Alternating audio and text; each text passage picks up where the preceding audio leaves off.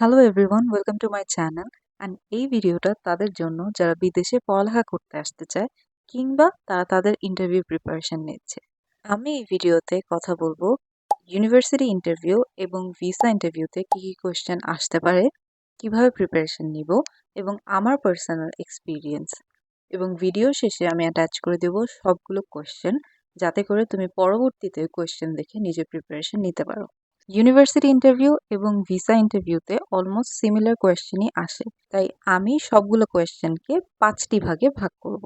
About you, about university and course, about your career, about maintenance and fees and additional question. প্রথমেই about your questions. তোমার সম্পর্কে জানতে যাবে এই কারণে, যাতে তারা ভেরিফাই করতে পারে যে তোমার ইন্টারভিউটা তুমি নিজে দিচ্ছ, যাতে অন্য কেউ তোমার ইন্টারভিউ না দিতে পারে। তাই বেসিক তোমার সম্পর্কে কোয়েশ্চেন করা হবে, যেমন তোমার নাম, তোমার ডেট অফ বার্থ। কিছু কিছু সময় ভেরিফিকেশনের জন্য তোমার বাবা মার নাম বা তোমার বাবা মার ডেট অফ বার্থও জিজ্ঞাসা করতে পারে। মাঝে মাঝে তোমার ইউনিভার্সিটির নাম এবং তোমার কোর্সের নামও জিজ্ঞাসা করতে পারে, বাট এই কোয়েশ্চেনগুলো মেইনলি ভিসা ইন্টারভিউতে আস্ক করা হয়। এছাড়াও তোমাকে জিজ্ঞাসা করতে পারে কেন তুমি এই কান্ট্রিতে পড়াশোনা করতে চাও। সেক্ষেত্রে তুমি এই কান্ট্রির কিছু গুণ বা গুড সাইড তুলে ধরতে পারো, যেমন এই কান্ট্রির ক্রাইম রেট কেমন, এই কান্ট্রির ট্রান্সপোর্টেশন সিস্টেম কেমন, এই কান্ট্রির ওয়েদার কেমন, অ্যান্ড অন্য কান্ট্রির সাথে কম্প্যারিজনও করতে পারো ওই কান্ট্রি থেকে এই কান্ট্রিটা কেন বেটার। যখন ওরা দেখতে পারবে তুমি কিছু ভ্যালিড রিজন দিচ্ছ, তখন ওরা ভাববে না, এটা গুগল করা অথবা মুখস্থ করা উত্তর না, তুমি জেনুইনলি এই অ্যান্সারটা দিচ্ছ। তুমি অন্য কোনো কান্ট্রি কনসিডার করেছো কিনা। যদি অন্য কোনো কান্ট্রি কনসিডার করে থাকো, সেক্ষেত্রে তুমি রিজনিংটা দিবে। আমার ক্ষেত্রে আমি রিজনিং দিয়েছিলাম যে অন্য কান্ট্রিতে আমি আমার ডিজায়ার্ড কোর্সগুলো পাচ্ছিলাম না, কিন্তু ইউকেতে আমি আমার ডিজায়ার্ড কোর্সগুলো পেয়েছি এবং অনেক ইউনিভার্সিটি আছে। সো আমার অনেকগুলো অপশন আছে, যার থেকে আমি আমার ডিজায়ার্ড কোর্স অ্যান্ড ইউনিভার্সিটি আমি চুজ করতে পারবো। তোমাকে আরো প্রশ্ন করতে পারে তোমার হবি সম্পর্কে, তোমার ফ্রি টাইমে অথবা ভেকেশন টাইমে তুমি কি করতে পছন্দ করো। সো ওই অ্যান্সারগুলো মাথায় রাখা খুবই প্রয়োজনীয়। অ্যাবাউট ইউ কোয়েশ্চেনে ওরা বেসিক্যালি তোমার সম্পর্কে জানতে চাবে। সো এই কোয়েশ্চেনগুলোতে ভয় পাওয়ার কিছু নেই। তোমার এক্সপিরিয়েন্স অ্যান্ড তোমার নলেজে যতটুকু আছে তুমি ততটুকুই ডেলিভার করার চেষ্টা করবে। মনে রাখতে হবে কনফিডেন্স ইজ দ্য কি। প্রথমেই ভয় পেলে, কনফিডেন্স হারালে সেটা কোনো ভালো ইম্প্যাক্ট ফেলে না। তারপরে আসবে university and course related question. এখানে তোমাকে জিজ্ঞাসা করতে পারে যে কেন তুমি এই ইউনিভার্সিটিটা চুজ করেছো ওভার আদার ইউনিভার্সিটিস। সেখানে তুমি অন্য ইউনিভার্সিটির সাথে তোমার ইউনিভার্সিটির কিছু ফ্যাসিলিটিস কম্পারিজন করতে পারো, অথবা তোমার কোর্স মডিউল এবং অন্য ইউনিভার্সিটির কোর্স মডিউল কম্পেয়ার করে তুমি বলতে পারো যে এই রিজনগুলোর কারণে আমি এই ইউনিভার্সিটিটা চুজ করেছি। অথবা তুমি বলতে পারো ওই ইউনিভার্সিটির গ্র্যাজুয়েটদের জব পাওয়ার পার্সেন্টেজ কতটুকু। একটু তোমার গুগল ঘেটে নলেজ করতে হবে তোমার ইউনিভার্সিটি এবং কোর্স সম্পর্কে, যে গ্র্যাজুয়েশনের পরে কি কি বেনিফিট তুমি পেতে পারো। সেই অনুযায়ী তুমি তোমার উত্তর দিতে পারো যে কেন তুমি এই ইউনিভার্সিটিটা চুজ করেছো ওভার আদার ইউনিভার্সিটি। ইউনিভার্সিটির সাথে সাথে কেন তুমি এই কোর্স চুজ করেছো সেই সম্পর্কেও আইডিয়া রাখতে হবে। তার জন্যই তোমার সবার প্রথমে ইউনিভার্সিটির ওয়েবসাইটে গিয়ে তোমার কোর্স মডিউলগুলো জেনে নিতে হবে। এটা খুবই জরুরি যে তুমি তোমার কোর্স মডিউলের নামগুলো জানো, কারণ মাঝে মাঝে ওরা তোমাকে বলতেও পারে যে তুমি কি জানো তোমার কোর্সে কি কি মডিউল আছে। তাই কোর্স মডিউলগুলো জেনে রাখাও অনেক বেশি জরুরি। কি কি কোর্স আছে তার পাশাপাশি কিভাবে তোমার কোর্সগুলো অ্যাসেস করা হবে, মার্কিং করা হবে, সেটা জানাও খুব জরুরি। ইউকেতে বেসিক্যালি তোমার কোর্সগুলো অ্যাসেস করা হয় তোমার এক্সামের উপরে, অ্যাসাইনমেন্টের উপরে, গ্রুপ টাস্কের উপরে, প্রবলেম বেসড লার্নিং এর উপরে, ওয়ার্কশপের উপরে। আরো অনেক পদ্ধতি আছে, বাট ডিফারেন্ট ইউনিভার্সিটির ডিফারেন্ট পদ্ধতি থাকে। তাই ইউনিভার্সিটির ওয়েবসাইটে তোমার কোর্স মডিউলের পেজে যেয়ে এটা দেখে নিতে হবে যে সেখানে কিভাবে মেনশন করা আছে যে তোমার কোর্সগুলো কিভাবে অ্যাসেস করা হবে। তুমি যদি ব্যাচেলার্সে যাও তাহলে তোমার কোর্স লেভেল হবে 4, আর তুমি যদি মাস্টার্সে যাও তাহলে তোমার কোর্স লেভেল হবে 7। এই জিনিসটা মাথায় রাখতে হবে, কারণ মাঝে মাঝে এই কোয়েশ্চেনটাও করা হয় যে তুমি কি জানো তোমার কোর্স লেভেল কত। সো মাস্টার্স হলে কোর্স লেভেল 7 অ্যান্ড ব্যাচেলার্স হলে কোর্স লেভেল 4। তোমার ইউনিভার্সিটি এরিয়া সম্পর্কেও একটু হালকা পাতলা আইডিয়া রাখা উচিত, কারণ মাঝে মাঝে ওরা জিজ্ঞাসা করে তোমার ইউনিভার্সিটি কোন এরিয়াতে আছে, তুমি কি জানো ওই এরিয়াতে আর কি আছে, বা এরিয়া সম্পর্কে তুমি কতটুকু জানো। ইটস নট নেসেসারি যে তোমার এরিয়া সম্পর্কে সবকিছু জানতে হবে, কিন্তু কিছু বেসিক নলেজ রাখা জরুরি। গুগলে সার্চ করলে ওই এরিয়া সম্পর্কে বেসিক কিছু ইনফরমেশন আসবে এবং ততটুকু মনে রাখাই জরুরি। এরপর আসা যাক ক্যারিয়ার রিলেটেড কোয়েশ্চেন। এটা খুবই গুরুত্বপূর্ণ, কারণ মোস্টলি ওরা ভেরিফাই করে যে তুমি একটা জেনুইন স্টুডেন্ট কিনা, এবং সেটার প্রমাণ দিতে হলে তোমাকে তোমার কোর্সের সাথে এবং তোমার লার্নিং আউটকামের সাথে কোরিলেট করতে হবে তোমার ক্যারিয়ারকে।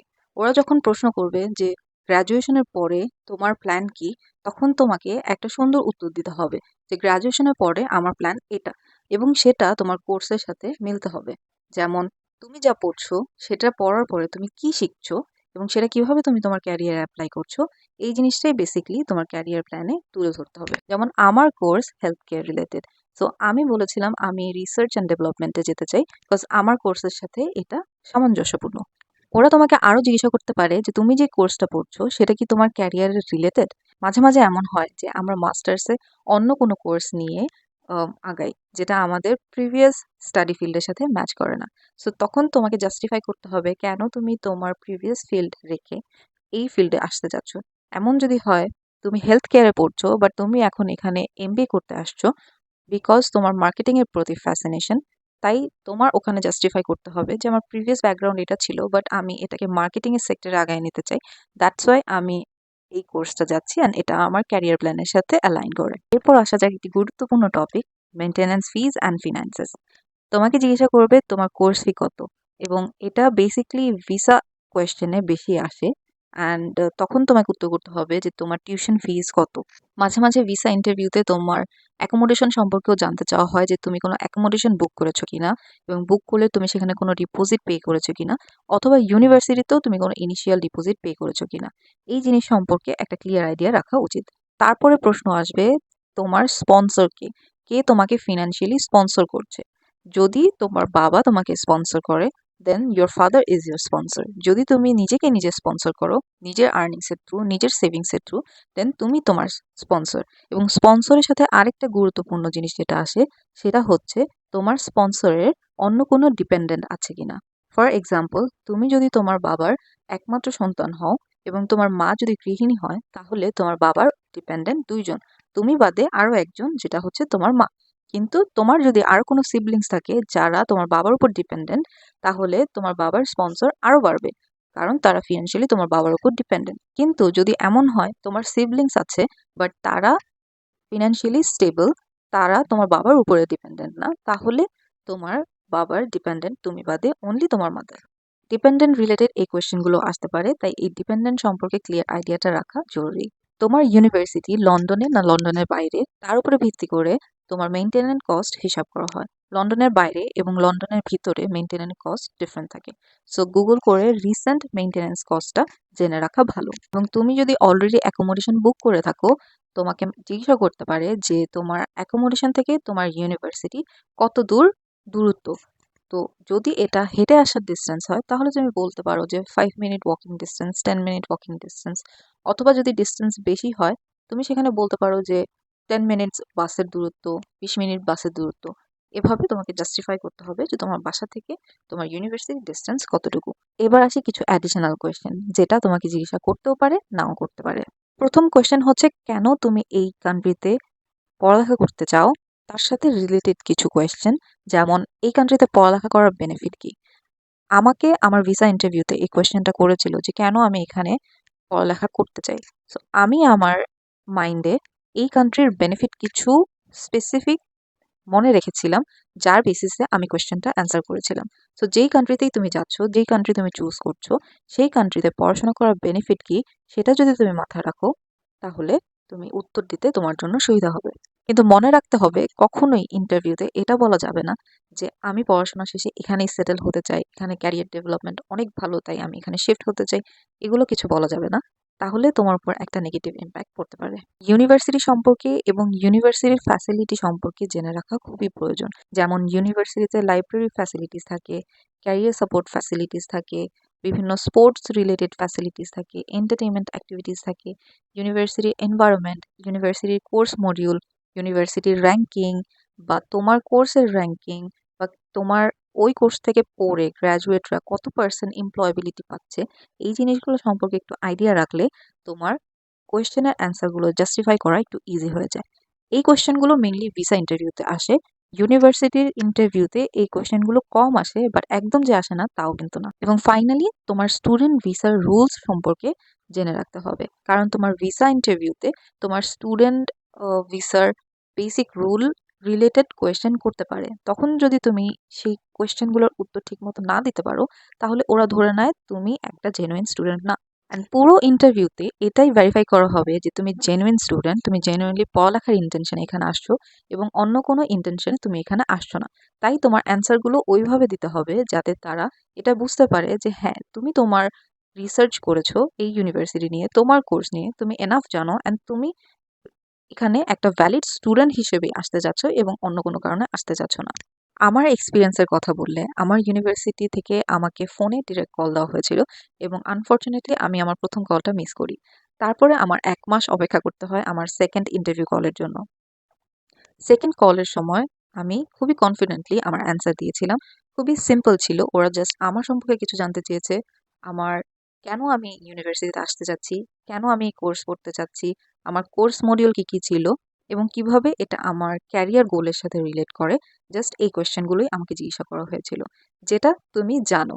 কি অ্যান্সার হবে সেটা তুমি জানো। তোমার জাস্ট কনফিডেন্টলি অ্যান্সারটা ডেলিভার করতে হবে। তাই মনে রাখতে হবে কনফিডেন্স ইজ দ্য কি। আমার ভিসা ইন্টারভিউ অনেক বেশি স্মুথ ছিল। মাত্র ৮ মিনিটে আমার ভিসা ইন্টারভিউ শেষ হয়েছিল। যেখানে অনেকের interview ৫৫ minute, ৪৫ minute, ২০ minute on average এই টাইমগুলোতে থাকে। কিন্তু সেখানে আমার ভিসা ইন্টারভিউ মাত্র ৮ মিনিটে শেষ হয়েছিল। কারণ আমি আমার উত্তরগুলো কনফিডেন্টলি ডেলিভার করেছি। আমার কাছ থেকে যা জানতে চেয়েছে আমি ভ্যালিড রিজনিং সহ তা উত্তর ডেলিভার করতে পেরেছি।